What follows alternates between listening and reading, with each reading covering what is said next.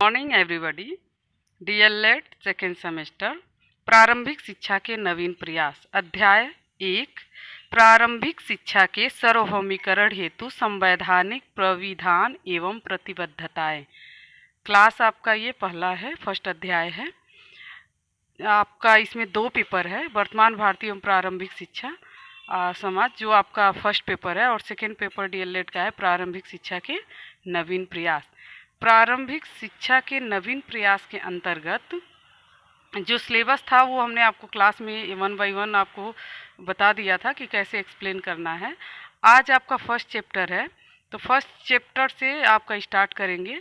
जो आपके प्रारंभिक शिक्षा के सार्वभौमिकरण के कुछ प्रतिबद्धताएं हैं, तो आप इसमें देखेंगे कि संविधान ने शिक्षा के विषय में राज्य इस संविधान के लागू किए जाने के समय से 10 वर्ष के अंदर सब बच्चों के लिए जब तक कोई तक के 14 वर्ष की आयु पूर्ण नहीं कर लेंगे निःशुल्क एवं अनिवार्य शिक्षा प्रदान करने की चेष्टा करेगा।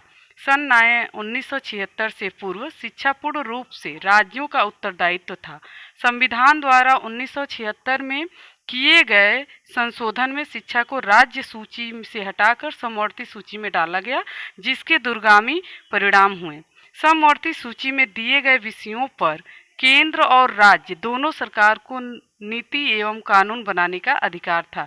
इससे पहले जो था वो आप देखेंगे जब समवर्ती सूची में नहीं डाला गया था, तो इसके पहले जो दायित्व था ये क्या था कि आप एजुकेशन के जो प्रावधान चल रहे थे निःशुल्क और अनिवार्य शिक्षा को लेके, तो वो पूर्ण रूप से राज्यों का उत्तरदायित्व हुआ करता था। और जब आप इसको समवर्ती सूची में डाल दिया गया तो ये केंद्र लेवल पे भी, केंद्र सरकार के भी अंदर इंक्लूड हो गया।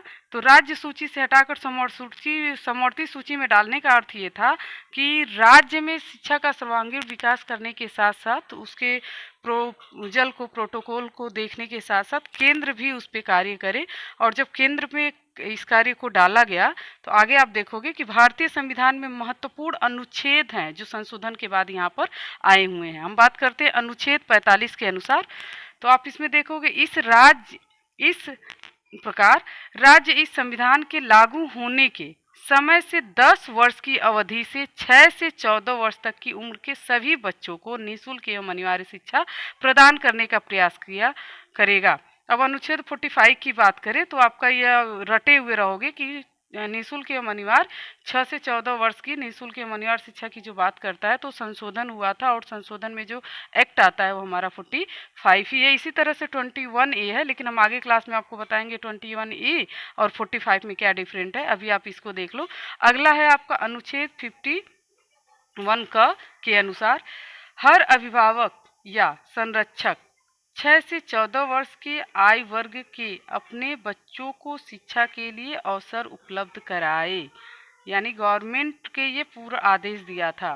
संविधान के 86वें संशोधन अधिनियम 2002 द्वारा अनुच्छेद 21 के अंतर्गत एक नया अनुच्छेद 21 को जोड़कर बच्चों को निःशुल्क तथा अनिवार्य शिक्षा प्रदान करना मौलिक अधिकार में सम्मिलित किया गया। इस अधिकार को प्रभावी बनाने के लिए संसद में 4 अगस्त 2009 को बच्चों को निःशुल्क और अनिवार्य बाल शिक्षा का अधिकार अधिनियम 2009 पारित हो गया। राष्ट्रपति के अनुमोदन के बाद 27 अगस्त 2009 को इसे भारत के राजपत्र में प्रकाशित कर दिया गया। इसके साथ ही देश के हर एक बच्चे को शिक्षा का मौलिक अधिकार कानूनी रूप से प्राप्त हो गया। अनुच्छेद 21A राज्य द्वारा पूर्णतया पोषित किसी शिक्षा संस्थान में धार्मिक शिक्षा न ही दी जाएगी। दूसरा नेक्स्ट है आपका अनुच्छेद 29(1)A राज्य के भारत के राज्य क्षेत्र अथवा उसके किसी भाग के निवासियों को किसी विभाग को अपनी विदेशी भाषा लिपि या संस्कृति रखने का अधिकार होगा। टोटल इसमें हम कंफर्म आपको बताना चाहेंगे डियर ट्रेनर्स कि जो 45 है उसमें निःशुल्क और अनिवार्य शिक्षा की बात कही गई है, लेकिन वो एक प्रारूप के रूप में लागू किया गया था। और उसी में जब 21 एक क में जोड़ा गया तो एजुकेशन को मौलिक अधिकार में जोड़ दिया गया। जैसे हम बात करें अनुच्छेद 29(1) की, तो इसमें देखोगे कि वहाँ पे राज्य की क्षेत्र भाषा या किसी भी निवासी को नेटिव लैंग्वेज की अगर बात की जाए तो किसी भी विभाग या अपनी विदेशी भाषा, लिपि या संस्कृति बनाने का अधिकार पूर्ण रूप से रहेगा। आगे अनुच्छेद में हम बात करते हैं 29 जो 2 है, ऐसे समुदायों को अपनी रुचि की शिक्षा संस्थाओं के स्थापना और प्रशासन का आविष्कार करना होगा और राज्य ऐसी शिक्षा संस्थाओं को सहायता देने में अल्पसंख्यक वर्ग की शिक्षा संस्थाओं के विरुद्ध इस आधार पर विभेद नहीं करेगी वह किसी धार्मिक संप्रदाय के प्रबंध में हो।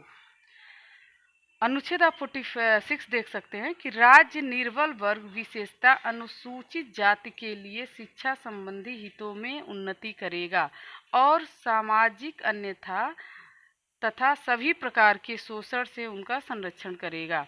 नेक्स्ट है आपका कि ये जो 29(6) बता रहा है कि अनुसूचित जाति के लिए भी शिक्षा संबंध में रहेगा, उनके हित में रहेगा और उनका भी विकास करेगा। दूसरा आप ये देख रहे हैं कि एजुकेशन के माध्यम से सबका विकास होना चाहिए।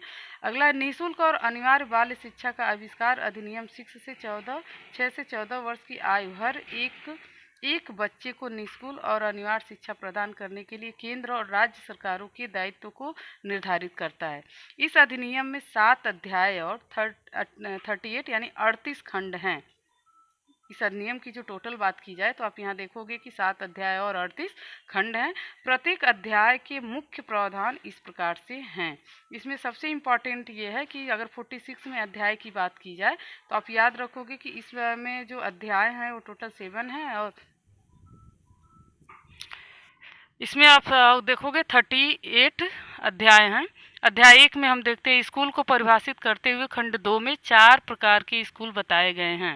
यानी अध्याय जो फर्स्ट है उसमें हम खंड की बात करें तो आपके जो 7 अध्याय हैं और 38 खंड हैं, 38 खंड हैं, तो उसमें पहला है सरकार द्वारा स्थापित और नियमित स्कूल, जो गवर्नमेंट जिसको स्थापित करती है। दूसरा है आपका अनुदान प्राप्त निजी स्कूल, जो अनुदान पे चलाए जाते हैं। और तीसरा है आपका विशेष श्रेणी के स्कूल जैसे नवोदय, केंद्रीय विद्यालय इत्यादि। फोर्थ है आपका अनुदान न पाने वाले निजी स्कूल। ये जो 4 प्रकार के विद्यालय हैं, यहाँ से क्वेश्चन आपका आता है कि अध्याय फर्स्ट में किसको परिभाषित किया गया है। तो आप याद रखो कि अध्याय फर्स्ट में स्कूल को परिभाषित किया गया है। और आपका क्वेश्चन यहाँ से भी आ जाता है कि खंड 2 में कितने प्रकार के स्कूल बताए गए हैं। तो आप याद रखोगे खंड 2 में 4 प्रकार के स्कूल बताए गए हैं। फोर्थ है आपका अनुदान न पाने वाले निजी स्कूल। अब अध्याय 2 की बात करें तो अध्याय 2 है आपका निःशुल्क और अनिवार्य शिक्षा का अधिकार। और अध्याय 3 केंद्र, राज्य, स्थानीय सरकार और अभिभावकों के दायित्व।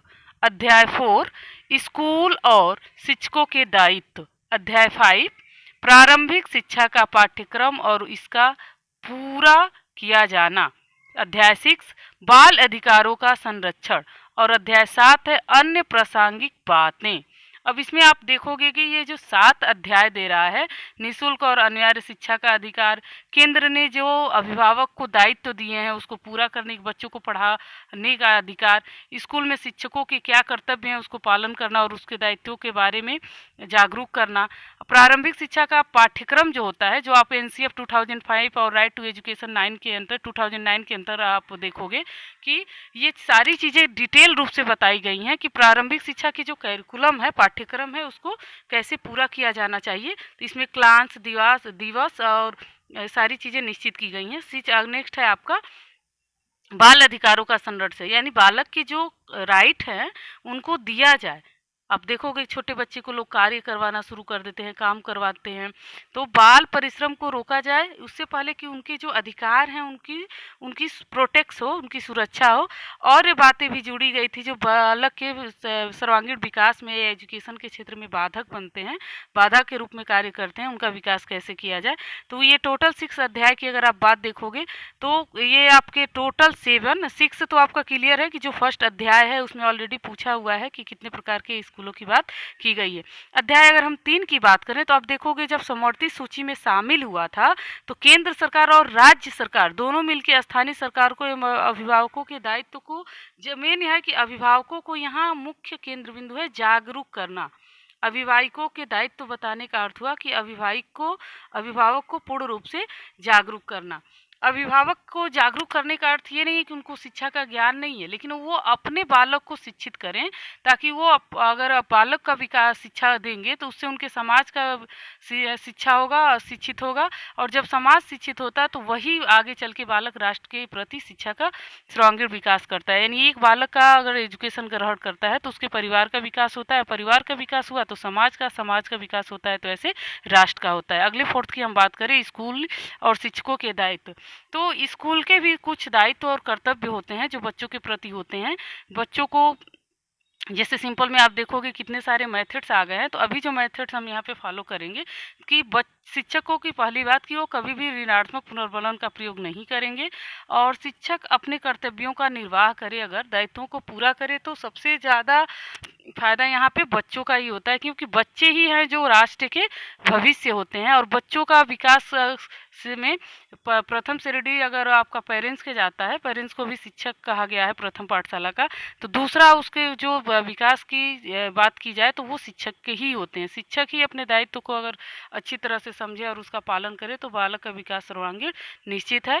अब हम बात करते हैं प्रारंभिक शिक्षा में जो अध्याय 5 के अंतर्गत दिया गया है कि प्रारंभिक शिक्षा का पाठ्यक्रम और इसको पूरा कैसे किया जाना है। तो हमने 60 में आपको बताया कि राइट टू एजुकेशन के अंतर्गत ये डिटेल में एक्सप्लेन में व्याख्या किया गया है, और राइट टू इसके एजुकेशन 2009 इतना छोटा नहीं है कि हम एक दिन में उसको एक्सप्लेन कर ले, काफ़ी विस्तृत है। तो पाठ्यक्रम को पूरा करने के लिए कितने घंटे पढ़ाने जाने चाहिए और कितने दिवस होने चाहिए, तो प्राथमिक के लिए अलग और जूनियर के लिए अलग वेरीफाई किया हुआ है। तो ये अध्याय आपको 5 में मिल जाएगा कि किस तरह से प्रारंभिक शिक्षा का पाठ्यक्रम हो और किस रूप में हो कि ये प्रतिवर्ष इसको कंप्लीट किया जा सके। टीचर किस रूप में पढ़ाएंगे, बच्चे किस रूप में पढ़ेंगे, कितने दिवस हैं, तो कक्षाएं दिवस चलाई जाती हैं। तो आप देखोगे कि कक्षा 1 से लेके 5 तक की जो क्लास है 800 घंटे, और 6 से लेके 8 तक की जो है 1000 घंटे। तो ये राइट टू एजुकेशन में इसका एक्सप्लेन मिलेगा और आगे हम आपको क्लास में कवर कर लेंगे। नेक्स्ट है आपका कि बाल अधिकारों का संरक्षण, बालक के अधिकारों का संरक्षण करेंगे कैसे। तो बालक के अधिकारों का संरक्षण क्या करना है कि उन पे कोई उनका शोषण मत करो ना, उनके ऊपर कोई बोझ मत डालो। और जब आप उनके ऊपर बोझ नहीं डालोगे, उनको बाल श्रम नहीं करवाओगे, मजदूरी नहीं करवाओगे, तो उनके बालक के जो अधिकार होते हैं वो स्वयं उनको प्राप्त हो जाएंगे। जैसे बालक के लिए अगर सारे लोग उस एजुकेशन पे ध्यान देते हैं तो फिर ये आपका लाइन आता ही नहीं कि 6 से लेकर 14 साल के बच्चों को निःशुल्क और अनिवार्य शिक्षा की व्यवस्था की जाए।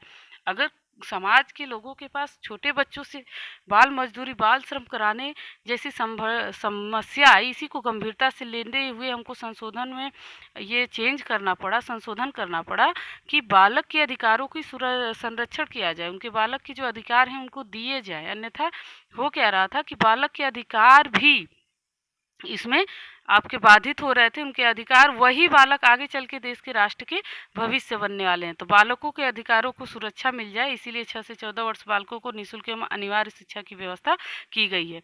अन्य प्रासंगिक बातों में ये है कि एजुकेशन को पूरे समाज में प्रचार और प्रसार करना है। टॉपिक समाप्त हुआ। Thank you all of you. और